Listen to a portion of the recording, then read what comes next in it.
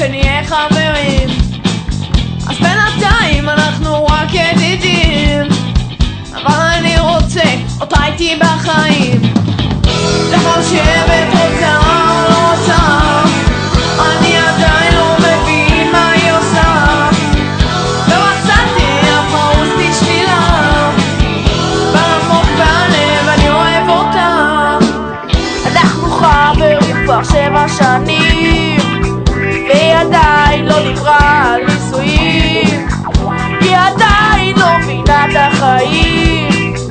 כל שישי שבת עושים עניינים, לא חושבת אותה או לא אותה, אני עדיין לא מבין מה היא עושה. לא מצאתי אף ערוץ בשבילה, אבל עמוק בלב אני אוהב אותה. לא חושבת